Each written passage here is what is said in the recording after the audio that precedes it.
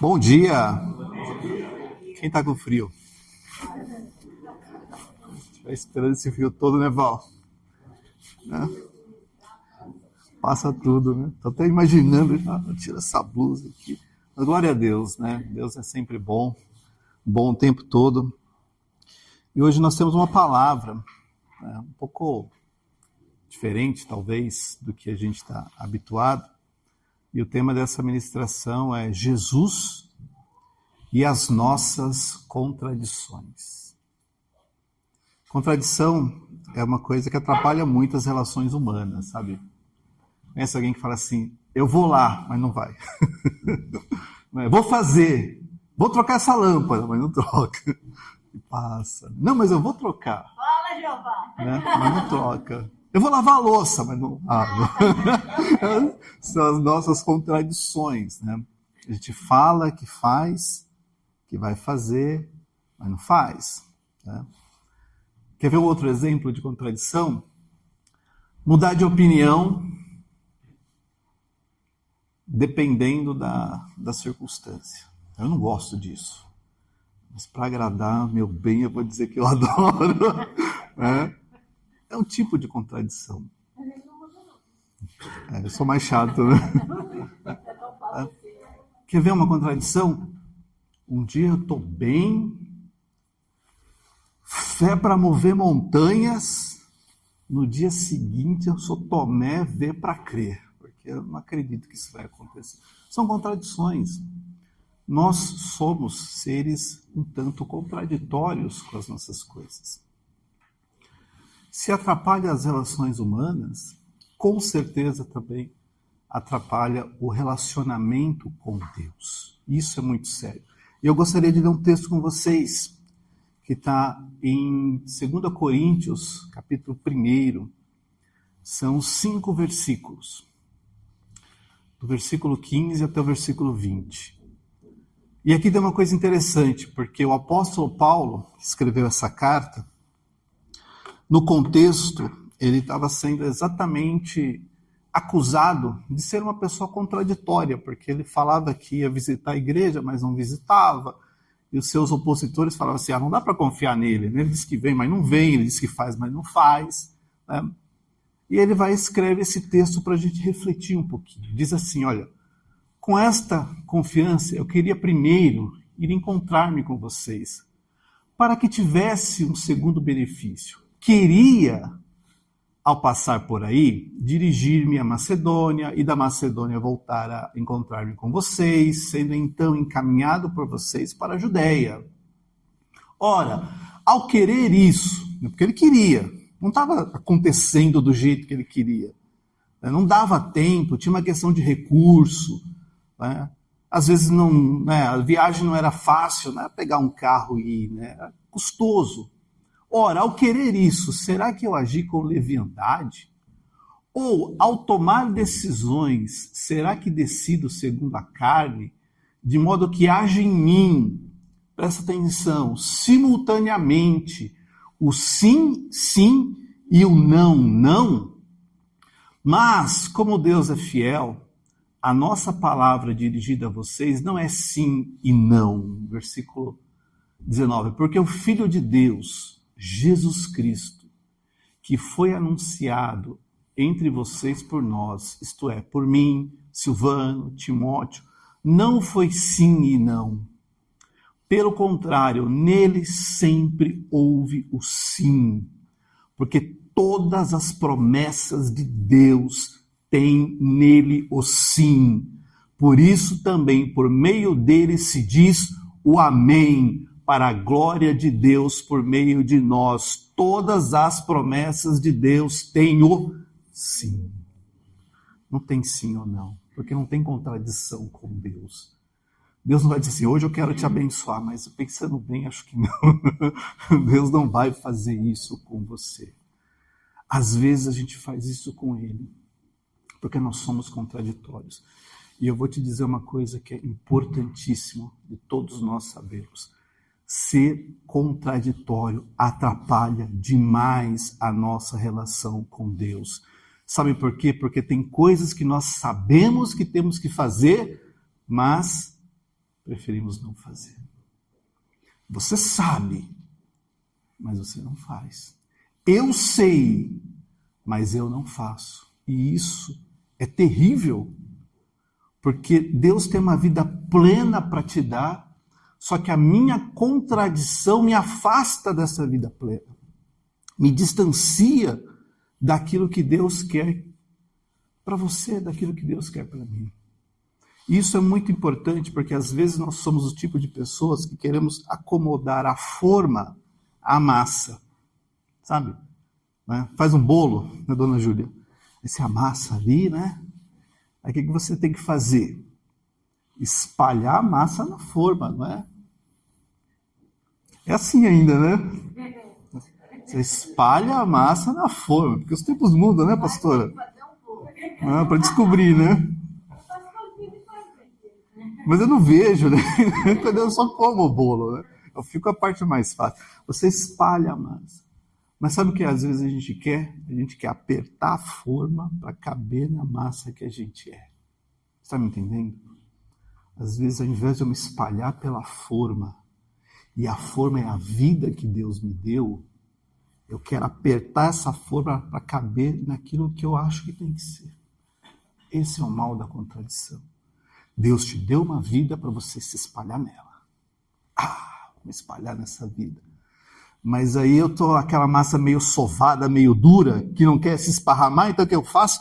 Aperto a forma para ficar do tamanho da massa. Contradição. E nós poderíamos ficar falando aqui de inúmeras contradições, mas eu gostaria de meditar com você em apenas 5. A primeira contradição é não orar. A palavra do Senhor diz um versículo muito simples, muito objetivo, muito direto, sem nenhum floreio, sem nenhuma possibilidade de interpretar de uma forma diferente. 1 Tessalonicenses capítulo 5, 17. Orem sem cessar. Orem sem cessar.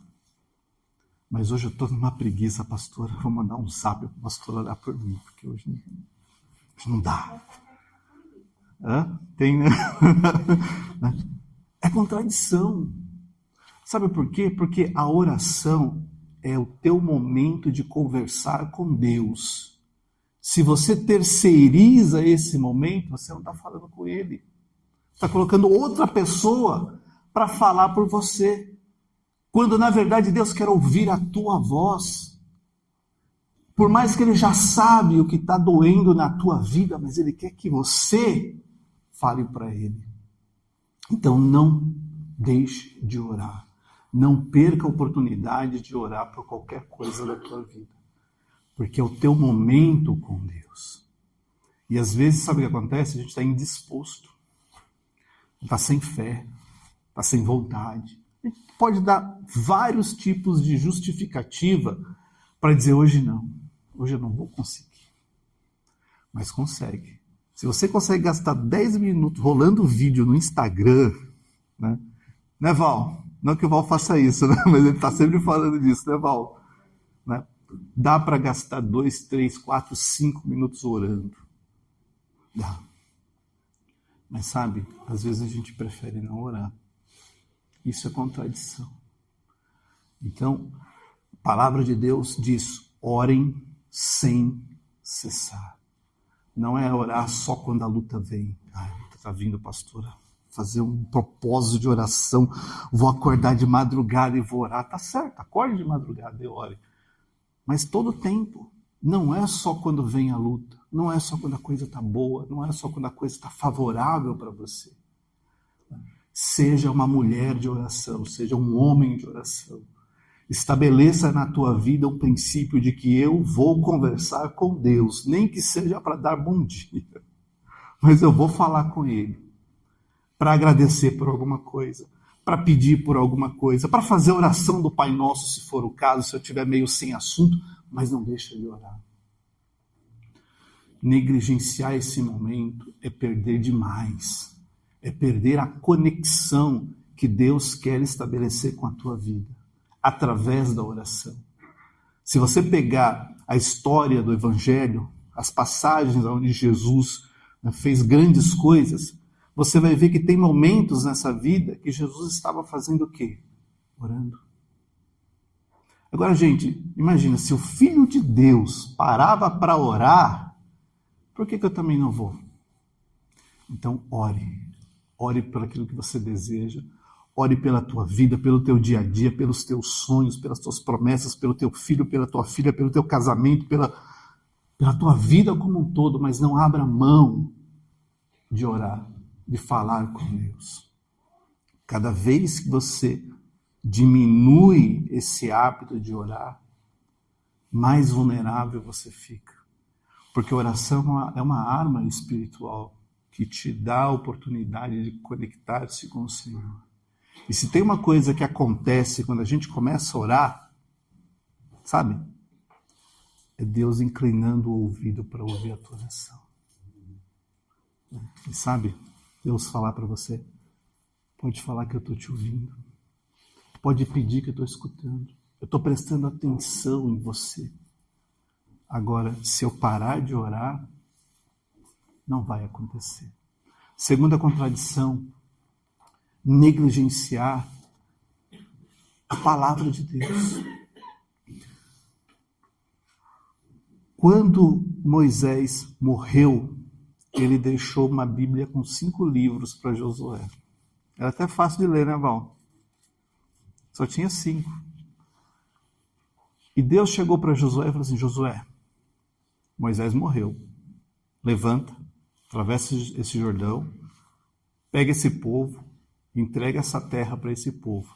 Mas não cesse de falar desse livro. Pelo contrário, medite nele dia e noite, para que você tenha o cuidado de fazer segundo tudo o que nele está escrito. A tua oração é você falando com Deus. A palavra de Deus é Deus falando com você. É Deus falando para o teu coração.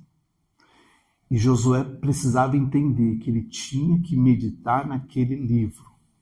Não era de sábado, não era de domingo, no culto, né?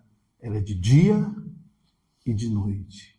Porque se ele fizesse isso, se ele tivesse o cuidado de fazer aquilo que estava escrito nele, ele seria bem sucedido aonde quer que ele fosse. É como o texto termina. Então, olha para a Bíblia, olha para a palavra de Deus como algo que precisa fazer parte da tua vida. Não deixa de meditar. Não troque a leitura da palavra de Deus por qualquer outro passatempo que possa surgir. Mas assim como você precisa orar, você também precisa ler.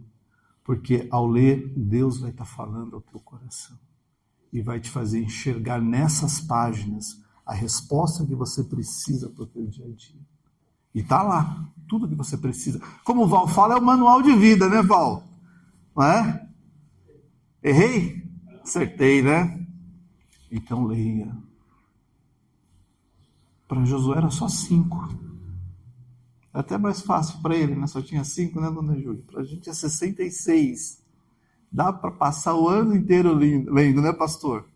E se deixar, né, sobra para o ano seguinte. Então leia em nome de Jesus. Uma das coisas que nós estávamos vendo na aula lá em cima, eu passei um vídeo, né, que existe hoje uma sensação de que as pessoas elas querem se conectar com Deus de forma mística. Sabe o que é se conectar com Deus de forma mística? Através de uma experiência. Eu quero chorar. Eu quero sentir. Mas eu não quero ler. Porque ler dá sono. Porque ler é complicado. Porque ler não dá tempo. Né? E não é verdade. Eu incentivo você a ler esse livro. Eu comecei a ler a Bíblia, eu tinha 10 anos de idade. Não parei até hoje. E poderia ter chegado um momento e falar assim, não preciso mais ler, né? Eu já li tanto. Né? E eu, com 10 anos de idade, eu pegava a minha Bíblia, uma Bíblia pequenininha, e ficava marcando os versículos que eu já tinha lido. Comecei pelo Novo Testamento. Genealogia de Jesus Cristo, Mateus, capítulo 1. Ficava imaginando, não entendo nada desses nomes, mas eu estava lendo. Né? Quer ver uma coisa interessante que aconteceu aos 11 anos na escola? Olha só essa, pastora. Acho que eu nunca contei nem para a Rosana. Talvez tenha contado, não lembro. Uma professora de português falou para mim, assim, Edivaldo, você tem uma boa interpretação de texto. É incrível, né? Mas eu acho que eu já sei por quê. Você lê a Bíblia, não é? Leio, professor. É um livro difícil. É um livro difícil. Então eu vejo que essa leitura te fez bem. Eu nunca imaginei. E lembrei agora disso, né? Estava meio perdido na minha memória. O que isso quer dizer? Se uma criança de 10 anos de idade que começou a ler a Bíblia fez tão bem para ela, será que eu com 40, com 50, com 30 não vou poder aproveitar o privilégio que é ler esse livro que transforma vidas? Então leia em nome de Jesus. Amém? Não negligencie a tua leitura. Né? Não faça de conta que a tua experiência com Deus exclui a leitura, porque isso é mentira. Tudo que você precisa é meditar nesse livro de dia e de noite, tomar o cuidado de fazer tudo que nele está escrito, porque tudo que você fizer vai prosperar em nome de Jesus. Em terceiro lugar, outra contradição: não perdoar. Não perdoo jamais. Peguei ranço, eu peguei raiva, eu peguei bronca e esquece, não quero ver nem pintado de ouro. Só que olha o que Jesus, e aqui não é o pastor, não é a pastora, Jesus falou: perdoa-nos as nossas dívidas, assim como nós também, não é eventualmente, não é quando dá tempo, é também perdoamos os nossos devedores. Gente, o perdão é espiritual, porque Deus te perdoou. Deus me perdoou.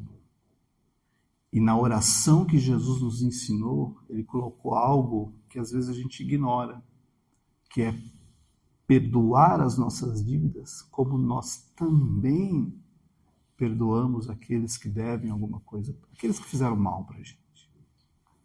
Então não guarde rancor. Isso é uma contradição. Ah, mas fez mal, mas eu sofri, eu chorei, né? A gente não quer perdão, a gente quer vingança. Fala a verdade, né? A gente quer vingança. A gente quer ver o outro sofrer, pagar na mesma moeda, comer o mesmo pão amassado. É isso que a gente gosta. Né? Quando você fala assim, Deus vai fazer justiça, não, você quer vingança, você não quer justiça, você quer vingança. Porque se a justiça for o outro se dar bem, para você está errado. Porque essa é a nossa contradição. Quando na verdade Deus fala, perdoa e vira a página. Perdão não é, ai, eu te perdoo, vamos lá, ai meu Deus, não. Perdão é simplesmente, olha, passou. Não me incomoda mais, não me move mais, não me desestrutura mais, não me incomoda mais. Passou. Se restaurar o relacionamento é um bônus, mas se for cada um para o outro lado, também está tudo certo, porque passou.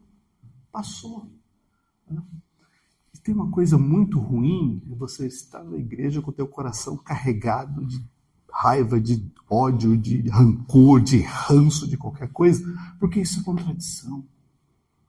Então, em nome de Jesus, se tem alguém que te fez mal, seja perto de você, seja distante de você, libera perdão. Assim, perdoado. Vai embora, segue a vida e vamos para frente.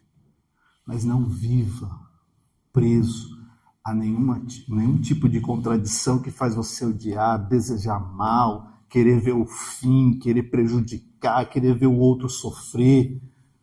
Porque Deus não vai se agradar dessas coisas. Perdoa.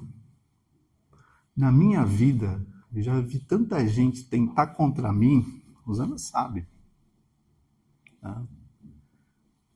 Eu falo assim, gente, vida que segue. Não vou ficar sofrendo e nem preso a isso. Então, Olha para o teu coração e aprenda que as pessoas vão te magoar, vão te ofender, vão te perseguir, vão fazer tudo para tentar te colocar por baixo. Mas primeiro, você é cabeça. Já tem algo que a gente não pode esquecer, né? Você é cabeça. Tá? E segundo, perdão é algo que amontoa cinza na cabeça dessas pessoas que estão te perseguindo, que estão querendo ver você se prejudicar. Então perdoa. E, Senhora, perdoa. Né? Vire a página. Deixei para lá. Você vai até ficar mais leve. Porque não vai descarregar no teu corpo esse negócio ruim de mágoa, de ressentimento e de tudo ruim. Outra contradição, não amar. Olha este versículo, palavra de Jesus. E ainda bem que é dele, né? Que é para ninguém questionar. Digo, porém, a vocês que me ouvem, amem os seus inimigos. Façam o bem aos que odeiam vocês. E agora, Val? Além de perdoar, ainda tem que fazer bem, né? Mas é, gente. Mas é. É difícil? Se é. É impossível? Não, não é impossível. Mas é necessário. Né? E sabe, eu vou pedir para você prestar atenção num detalhe que às vezes passa de maneira meio desapercebida, assim. O que é esse amor que Jesus está falando aí? Esse amor que Jesus está falando aí, amem os seus inimigos, tem um sentido. E ele está descrito, explicado, desenhado em 1 Coríntios capítulo 13. O amor é paciente. Então, quando ele fala para você amar, na verdade ele está falando para você também ser paciente.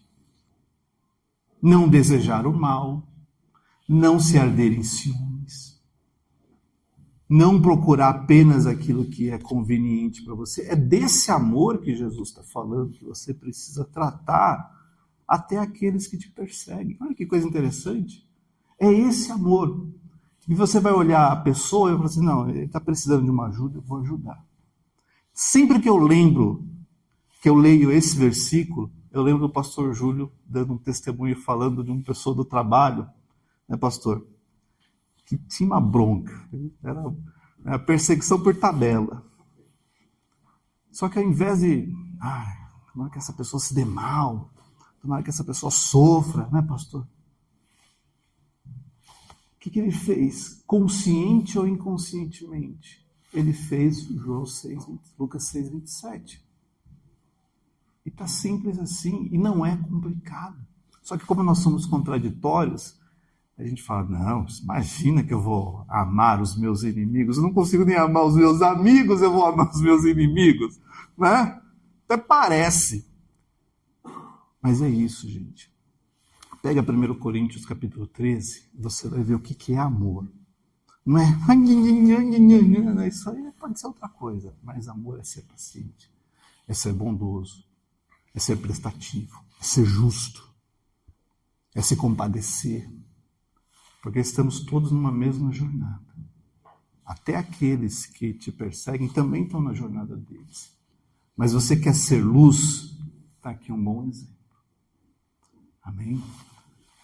Para terminar, domínio próprio. Meu Deus do céu. Olha esse provérbio de Salomão. Capítulo 25, versículo 28. Como cidade derrubada que não tem muralhas, assim é aquele que não tem domínio próprio. Na visão de Salomão, uma cidade derrubada, uma cidade sem muros, era uma cidade onde qualquer um podia entrar e fazer o que bem entender. Podia saquear, podia roubar, podia invadir. Vou morar aqui, porque aqui está tudo derrubado mesmo, aqui vai ser meu lugar, eu vou colocar uma faixa aqui, porque está tudo derrubado, não tem dono. Então, domínio próprio é ser dono das tuas emoções, dono das tuas reações. É você olhar e falar assim, eu não vou ser mais essa pessoa instável. Eu não vou ser mais essa pessoa que reclama à toa, que chora à toa, que grita à toa, que briga à toa, mas eu vou me controlar. Porque isso é domínio próprio. Você fala, Senhor, eu não vou ser mais refém das minhas reações. Na hora do pânico, na hora do desespero, na hora do medo, eu não vou me deixar tomar por esses sentimentos, mas eu vou me controlar, porque eu tenho domínio próprio. E uma das coisas que destrói é você perder o controle. Porque quando você perde o controle, você perde a razão. Quem já ouviu essa expressão? Perdeu o controle e perdeu a razão. É difícil? Se é. Né? Imagina, né? Você tem aquele carro lindo e maravilhoso, teu xodó que você limpa todo sábado à tarde, alguém vai lá e risca a tua lataria no estacionamento. O que você faz? Né? Fica bravo, quer bater, quer xingar, quer acertar no primeiro que passar na frente. E tem gente que faz exatamente isso, porque não tem domínio próprio. Só que você não é assim em nome de Jesus. Se você está assim, peça para Deus te transformar. Senhor, eu preciso de domínio próprio. Eu preciso respirar fundo, contar até 10, invocar o nome de Jesus, pedir paciência, respirar e falar, tá bom, vamos resolver. Olha que exercício, né? Respira, conta até 10, pede paciência, respira e vamos resolver essa situação. Vamos ver o que dá para fazer. Vamos ver como que a gente consegue. Vamos ver como que a gente termina isso aqui. Perder o controle é perder a razão. E a palavra do Senhor nos ensina, para terminar, que a vida com Cristo, ela só faz sentido se você vencer a tua contradição. Enquanto eu continuar sendo um homem cheio de contradições, que ora eu estou bem, amanhã não estou. Ora eu amo a Deus, amanhã eu estou meio frio na fé e achando que Deus também não me ama. Está errado. A palavra do Senhor diz em Efésios capítulo 2, somos feitura dele. Criados em Cristo Jesus para o quê? Boas obras. Você foi criado para coisas boas, para fazer coisas boas e para viver coisas boas. Tá?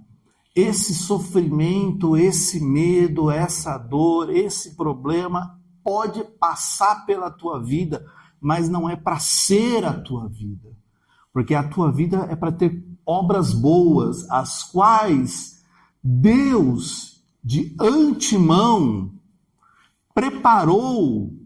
Então ele olhou e falou assim, vou preparar para o Zito essa coisa boa aqui, ó, para que você possa andar nela. É para andar nela. Lembra a questão da forma? Se espalha na vida que Deus te deu. Se esparrama nessa vida, porque Deus preparou de antemão coisas boas para você viver. E enquanto eu estiver agarrado nas minhas contradições, aonde hoje eu estou, amanhã não quero, hoje eu faço, depois eu desisto, eu digo que sim, mas também digo que não, essa coisa boa vai ficar lá, esperando a massa chegar e esparramar nela. Então, em nome de Jesus, olha para as tuas contradições e fala, Senhor, chega. Eu quero orar, eu quero meditar na tua palavra, eu quero perdoar, eu quero amar, eu quero ter domínio próprio e tantas outras coisas que eu preciso mudar na minha vida para que no final eu possa ter essas boas obras que Ele preparou para que eu andasse nelas. Eu quero me esparramar nessa vida que Deus de antemão preparou para mim e viver todo o bem do Senhor. Para você, para a tua família, para tudo aquilo que Ele colocar nas tuas mãos. Amém? A pior coisa que tem é a gente insistir no erro. Então onde que você está errando? É no jeito que fala? É no jeito que pensa? É no jeito que sente? É no jeito que reage? Onde que você está errando? Essa é a tua contradição. Você pode continuar com ela, mas eu tenho que dizer para você, não vai te levar para lugar nenhum. Não vai te fazer bem, não vai te fazer sorrir mais, não vai te fazer mais feliz, não vai te fazer mais completo, não vai te fazer mais realizado. Porque a contradição não pode ter o sim e o não nas coisas de Deus. Então, olha para aquilo que é contradição e fala assim, Senhor, hoje eu estou virando essa página em nome de Jesus. Se tem coisa errada, se tem coisa que não dá certo, se tem coisa que não funciona, no final, o que você precisa lembrar é que em Cristo, olha só esse versículo, né? Porque versículo 20, está ali, ó. Todas as promessas de Deus têm nele o sim. Aquela vida que você vai se esparramar nela, depois que eu tirar as minhas contradições, eu vou me esparramar nela, tem o sim. É para você. É para a tua família. É para o teu futuro. É para os teus filhos. É para a tua herança. É para o teu amanhã. Mas é também para o teu agora. Por isso também por meio dele se diz amém, que assim seja, para a glória de Deus. Não é como termina? Para a glória de Deus. E olha só, por meio de nós, através de nós, acontecendo em nós. Então abra a mão do contraditório, daquilo que é uma pedra no teu sapato, e fala assim, Senhor, eu vou me acertar nisso, e vou dar certo nisso, e vou viver o sim nisso, e também vou viver o amém nisso, para a glória de Deus, através de você. Fecha os teus olhos, curva a tua cabeça. Se Deus pudesse dizer alguma coisa para você agora, no teu coração, que faria você mudar de chave definitivamente, o que seria?